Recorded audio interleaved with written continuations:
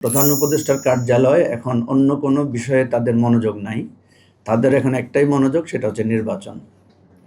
সুতরাং আমরা যে এখানে মন্ত্রণালয় ভিত্তিক পর্যালোচনা করছি এবং অ্যাডভাইস করছি, এটা খুব বেশি কাজে আসবে বলে আমার মনে হয় না।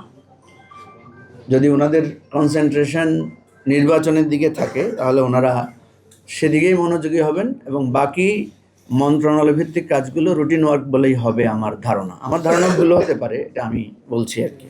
দেখেন, আমরা সবসময় বলি সরকারের মূল কাজ হচ্ছে স্থিতিশীলতা, সংস্কার, বিচার এবং নির্বাচন। কিন্তু এর বাইরেও আমরা সব কাজেই সরকারকে চাই। যারা বঞ্চিত হয়েছেন, এই যে তথ্য আপা একটা প্রকল্প আছে, তারা প্রায় গত 2 মাস ধরে আন্দোলন করেছেন প্রেস ক্লাবের সামনে।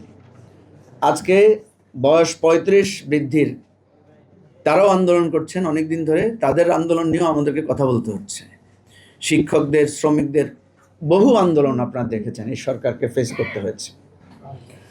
তো সুতরাং সরকার মানে কিন্তু আসলে 100% সরকার।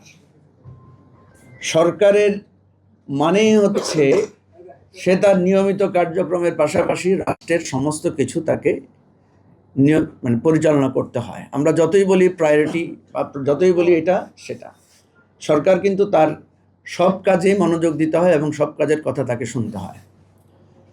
আমি মনে করি যে আসলে ইউনূস সরকার কেমন ছিল এটা বুঝতে হলে আমাদেরকে আরেকটা নতুন সরকার আসতে হবে।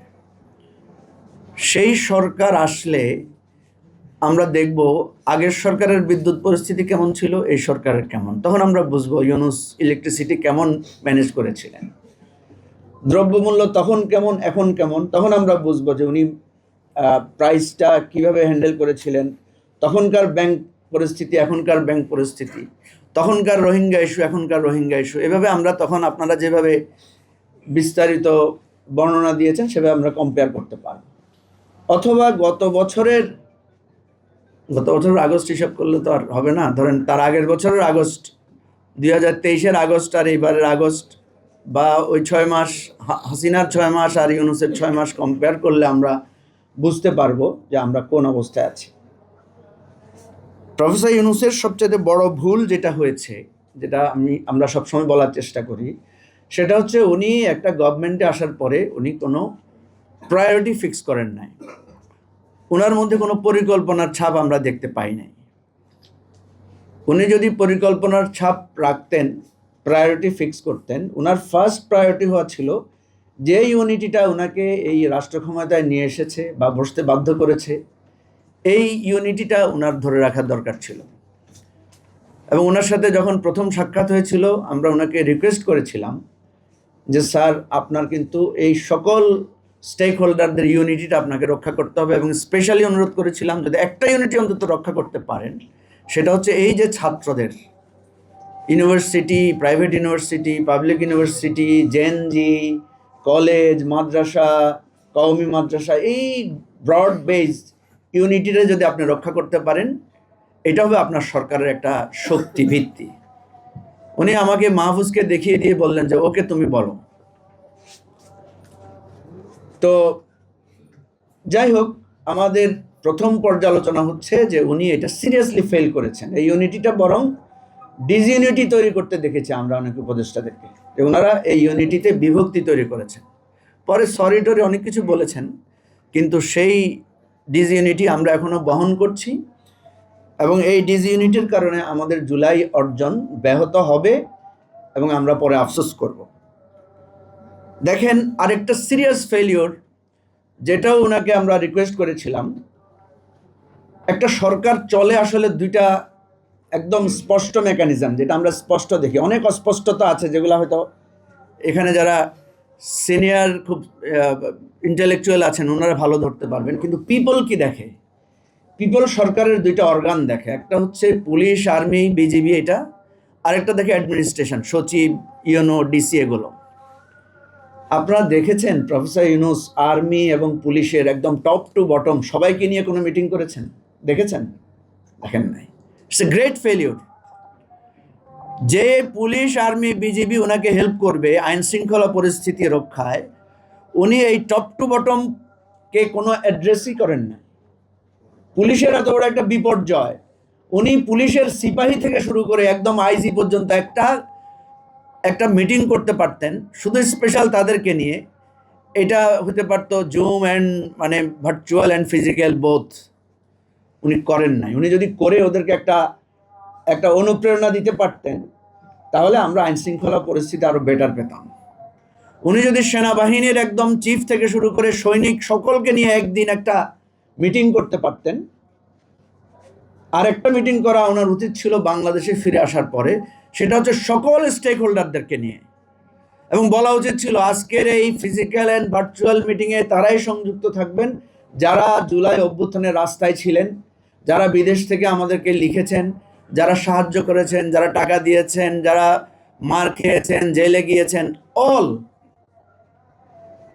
প্রফেসর ইউনূসের গ্রেট ফেলিউর অ্যাজ এ উনি বাংলাদেশের একজন আইকনিক পার্সন।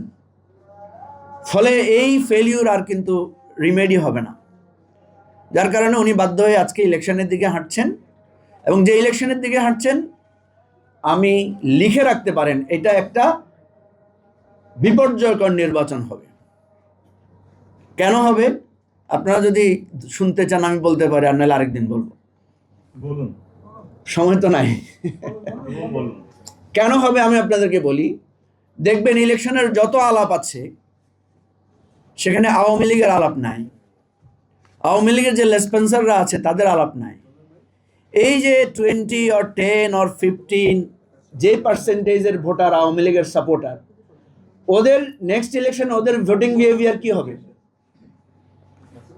জানেন কেউ? আমরা তো জানি না। এটা জানতে হলে তো কলকাতায় যাইতে হবে, যেখানে অফিস খোলা হয়েছে আওয়ামী লীগের। শেখ হাসিনা কি করতে পারে এটা তো এতক্ষণ আমরা বুঝে ফেলেছি। আমরা যদি বলি শেখ হাসিনা ভদ্র হয়ে যাবে, তওবাতিল্লাহ করে আবার মক্কা মদিনার পট্টি লাগাইয়া তসবিহ হাতে নিয়ে আবার ভদ্র হয়ে যাবে, এটা নিশ্চয়ই আপনার কেউ, আমি যদি এরকম বলি কেউ বিশ্বাস করবেন না। তাহলে আওয়ামী লীগ নেক্সট ইলেকশনে তার পদক্ষেপ কি হবে, এইটার উপরে আমাদের নির্বাচনে একটা গুরুত্বপূর্ণ বিষয় নির্ভর করে, যেটা নিয়ে আমরা অনেকেই এটা নিয়ে মাথা ঘামাচ্ছি না। বিএনপিকে দেখছি উনি নানা অ্যালায়েন্স নিয়ে মিটিং করছে, জামাতকে দেখছি ইসলামিক জোট তৈরি করার জন্য ব্যস্ত আছে, এনসিপিকে দেখছি তারা ব্যাপকভাবে মোবিলাইজ করার চেষ্টা করছে। কিন্তু নেক্সট ইলেকশন এর নেক্সট 5 ইয়ার্স বাংলাদেশ কোন দিকে যাবে সেটা নিয়ে আমি অনুরোধ করব, প্লিজ আপনারা আপনাদের ব্যস্ততার মাঝেও এটার দিকে একটু মনোযোগ দেন। আওয়ামী লীগ যদি নির্বাচন বর্জন করে, ওয়েল অ্যান্ড গুড, এটাই তো করার কথা তাদের। তারা যে সরকারকে মানে না, এই সরকারের অধীনে তারা নির্বাচন করবে, এটা কি কল্পনা করা যায়? কিন্তু এটা তো আওয়ামী লীগ করবে না। আওয়ামী লীগ কি করতে পারে? আওয়ামী লীগ অন্যান্য দলের অধীনে নির্বাচনে ঢুকতে পারে, তাদের প্রার্থী দিতে পারে। কি বলেন, পারে না? এখনো তো তাদের তাদের প্রতি ভালোবাসার সমৃদ্ধ দল আছে কিছু।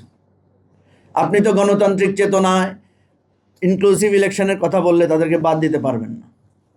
এখন এই বি টিম বা আওয়ামী লীগের যারা লেসপেন্সার, তারা যখন ইলেকশনে আসবে এবং তারা যখন কম্পিটিশনে আসবে, কোথাও বিএনপির, কোথাও এনসিপির, কোথাও জামাতের, আমাদের দলের কথা বাদ দিলাম, তাহলে কি হবে? সেখানে একটা উত্তেজনাকর পরিস্থিতি তৈরি হবে। একটা ছোট্ট ঘটনা দেখেন না কেন, ঢাকা বিশ্ববিদ্যালয়ে ছাত্র শিবিরের কমিটিতে বা ছাত্র দলের কমিটিতে যখন একটা ছাত্রলীগের কোন উপসম্পাদকের নাম যোগ হয়, সেখানে একটা উত্তেজনা ক্রিয়েটেড হয় না? মিডিয়ায় আলোচনা হয় না? তাইলে আওয়ামী লীগের লেসপেন্সাররা যখন পার্লামেন্ট ইলেকশনে দাঁড়াবে, সেখানে কি উত্তেজনা, কি পরিস্থিতি তৈরি হতে পারে আপনারা ভাবতে পারেন? কি কাদা ছোড়াছড়ি হতে পারে, কি ধরনের উত্তেজনা তৈরি হতে পারে? সেই উত্তেজনা ম্যানেজ করার ক্ষমতা কি এই আমাদের লেফটেন্যান্ট জেনারেল জাহাঙ্গীর আলম মাদ্দাজিল্লুহুল আলীর আছে? আমি তো দেখি না আছে বলে। এনিওয়ে, আমি যেটা বলতে চাই, এবং লম্বা কথা না বলে সুপারিশ হিসাবে আমি বেশ কয়েক জায়গায় বলেছি, অনেকে কথাকে পাত্তা দিচ্ছেন না। আমার অনুরোধ হচ্ছে, আমরা যেহেতু একটা 15-16 বছরের সংগ্রাম এবং একটা গণ অভ্যুত্থানের মধ্য দিয়ে পরিবর্তন এনেছি, আপনারা ইলেকশনটাও সেই ঐক্যের মধ্য দিয়ে করেন, আমাদেরকে বাদ দেন। বিএনপি, জামাত, ইসলামী আন্দোলন বাংলাদেশ, এনসিপি, গণতন্ত্র মঞ্চ, বড় বড় যারা আছেন, ঠিক আছে, এই গণ অভ্যুত্থানের শক্তি, 2018-তে একটা ব্রড বেজ ইউনিটি হয়েছিল, ভালো করে খেয়াল করে দেখেন। Doctor Kamal was in the centre point, BNP behind the total unity. এক পাশে সে ইসলামিক দলগুলোকে রেখেছে, আরেক পাশে সে বামপন্থী দলগুলোকে রেখেছে। বাংলাদেশের ইতিহাসে সবচাইতে ব্রড বেজ ইউনিটি কার বিরুদ্ধে? সরকার, আওয়ামী লীগ, ভারতীয় হেজিমনি, সব কিছুর বিরুদ্ধে। তারপরে তো আমরা জয়ী হতে পারি নাই, পেরেছি। তারপরে তো ইলেকশন পাই নাই, আমরা পেয়েছি, পাই নাই। তাহলে আপনাকে যদি বাংলাদেশের স্থিতিশীলতা, জুলাইয়ের অভ্যুত্থানের চেতনা, অঙ্গীকার রক্ষা করতে হয়, আপনারা এখানে যত মানে শিক্ষা, সংস্কৃতি, নানা মন্ত্রণালয়ের মানে স্বপ্ন দেখেছেন, সব কিছুর জন্য গুরুত্বপূর্ণ হচ্ছে আগামী 5 বছরের রাজনৈতিক স্থিতিশীলতা।